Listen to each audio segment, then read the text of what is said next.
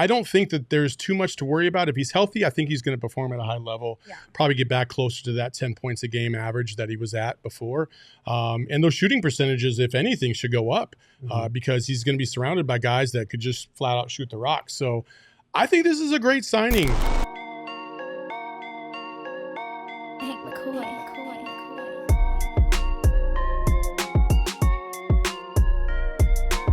Shams reported that Monte Morris plans to sign a deal with the Phoenix Suns. And of course, our guy Gerald Bourguet was telling us all about this yesterday, that Monte Morris was high on the list of targets for the Phoenix Suns to bring in. And also, you've got a little bit more for us, Gerald. Yeah, according to a source, this is a one-year contract, and it's obviously for the vet minimum. That's all the Suns can offer. So given the salary structure for veterans, Monte Morris has been in the league for 7 years, so his deal is going to come in at $2.8 million. But it is just a one-year deal for Monte Morris. So, yeah, we got a point guard. Point guard. Let's go. Monte Morris is a nice player. You know, he's a good backup. Like, if you think he's going to come in here and he's going to be a starter or try to run this team from the jump, like that's not what he's being brought in here to do. He's just here to facilitate and help these guys get from one point to another. And that's all you can want. He's as good as you were probably going to get out there. I know some people were probably looking at other options like Kyle Lowry and stuff like that. But Monte Morris is a good shooter. He's a good facilitator.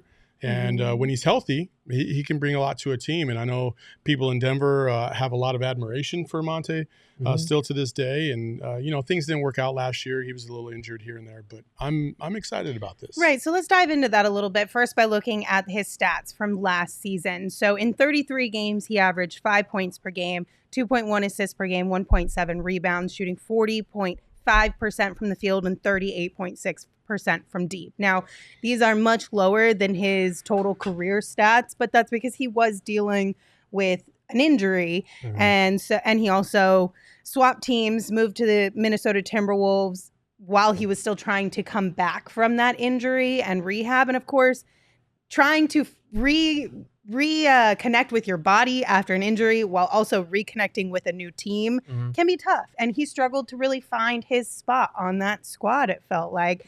So how much faith do you guys have that, while this is what we have to go off based of last year, that he'll be able to get back to kind of his career averages? I mean, nothing is ever certain when you're coming back from injury. But, you know, listen, Monte has always been known as a good, solid, hard worker. His teammates have always, you know, revered him. They've loved him. So I don't think that there's too much to worry about. If he's healthy, I think he's going to perform at a high level, probably get back closer to that 10 points a game average that he was at before. And those shooting percentages, if anything, should go up because he's going to be surrounded by guys that could just flat out shoot the rock. So I think this is a great signing. And again, when you're dealing with vet minimums, you're trying to get, you know, Rolls Royce prices at a Kia budget, and and this is as close as you were going to get. They didn't get a Rolls Royce. This may not be a Rolls Royce, but this is like at least a used Mercedes, but like recently used Mercedes, not old. I would go with that. Exactly, right? Yeah. No, that's great. I think this is a good signing. I know a lot of people wanted Chris Dunn. We had reported yesterday that it was kind of down to Chris Dunn, Monte Morris, and Kyle Lowry. Chris Dunn was going to be tough to get because you can't offer anything more than a vet minimum. Somebody was going to come in with an offer probably more than that. We're still waiting on details from what the Clippers agreement is going to be, but it's probably going to be more than a vet minimum. And then Kyle Lowry, you were going to have a hard time prying him from Philadelphia, his hometown team. And also, like, the guy's 38. So as much as Lowry is experienced, he would be able to run the ship, steer the ship in that regard. I like getting the guy that's 29 instead and is still a very active defender. He's really good on that end, actually. There were multiple clips that I found of him from his time in Minnesota, the number one defense in the league, where he's just harassing guys, following them, navigating screens.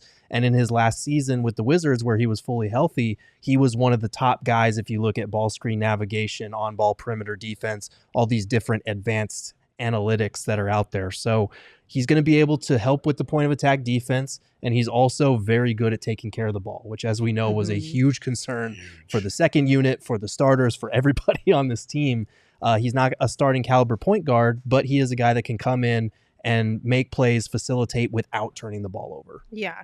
Bees in the chat said, this is a guy I wanted to get on this team. He does a bit of everything and specializes in playmaking. Also, still in his prime. Yeah. I mean, again, I think the turnover thing cannot be overestimated. Yes. Or underestimated, however you want to put it. It's he takes care of the ball, and this team was averaging. Sometimes it felt like they were turning the ball over 30 times a game.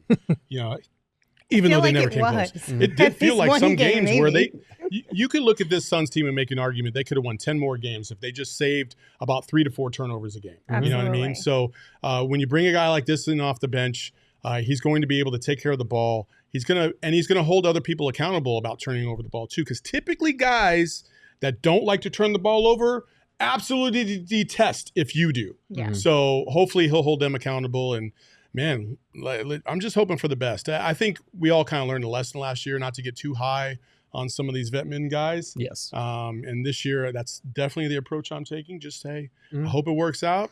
I'm optimistic. Let's just move on. Yeah. So Meatloaf in the chat said, you could be the worst point guard ever and look good. You got Beal, Book, Durant, Grayson. OMG, let's go. Also, it's undeniable that this is an upgrade from what we had in that spot last year. Yeah, you didn't have anybody in that spot once you traded Jordan Goodwin. Like it was Jordan Goodwin and then it was nobody as a backup point guard. So as much as I don't think they need a starting point guard and they didn't really have the means to go out and get one realistically, they now have a backup who can come in. You can stagger him with the big three as they come in and out of the game.